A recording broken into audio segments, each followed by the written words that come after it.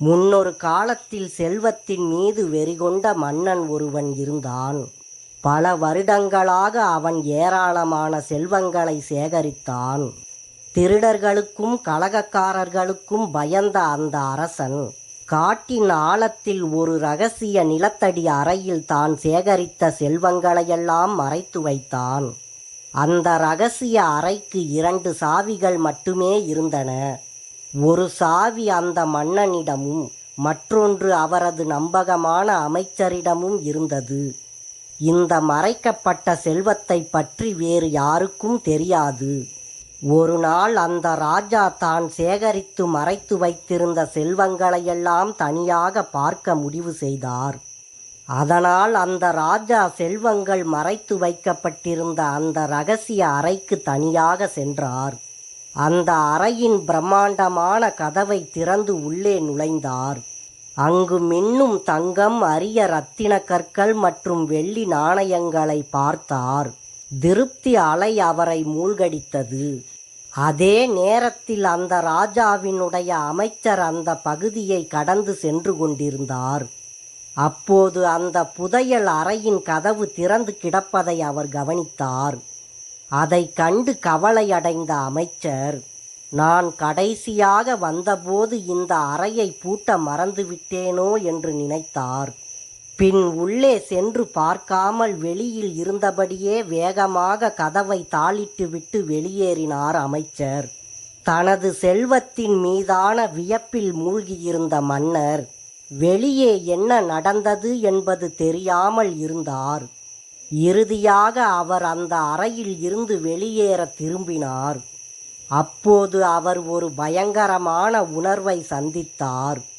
அந்த அறையின் கதவு வெளிப்புறமாக பூட்டப்பட்டிருந்தது.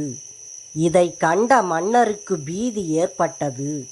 உடனே அந்த மன்னன் கதவை தட்டினான், உதவிக்காக கத்தினான். ஆனால் அவனுடைய அழுகையை ஒதுக்குப்புறமான காட்டின் அமைதி விழுங்கியது. பல மணி நேரங்கள் கடந்தன.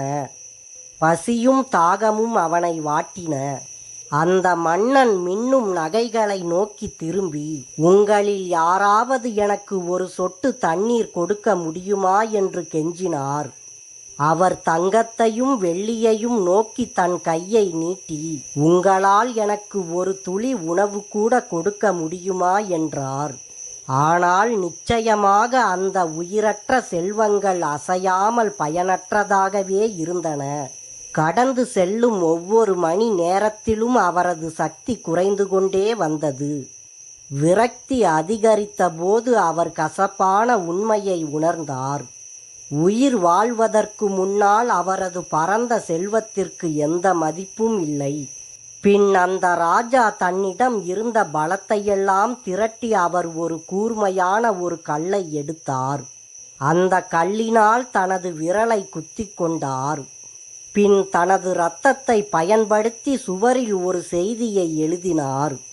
அந்த செய்தி இதுதான்: ஒரு சொட்டு தண்ணீர் அல்லது ஒரு துளி உணவு வாங்க முடியாவிட்டால் உலகில் உள்ள அனைத்து செல்வங்களும் அர்த்தமற்றவை. சில நாட்களுக்கு பிறகு புதையலை பார்க்க திரும்பி வந்த அமைச்சர் மன்னரின் உயிரற்ற உடல் விலை உயர்ந்த நகைகளின் மேல் கிடப்பதைக் கண்டு திகிலடைந்தார். அவருடைய உடலை பூச்சிகள் பாதி விழுங்கியிருந்தன. மன்னர் தனது வாழ்நாள் முழுவதும் செல்வங்களை சேர்ப்பதில் கழித்தார். ஆனால் அவரது மிகவும் அவநம்பிக்கையான தருணத்தில் அவரது செல்வத்தால் அவரை காப்பாற்ற முடியவில்லை. பணம் என்பது ஒரு கருவி, அது வாழ்க்கையின் நோக்கமல்ல.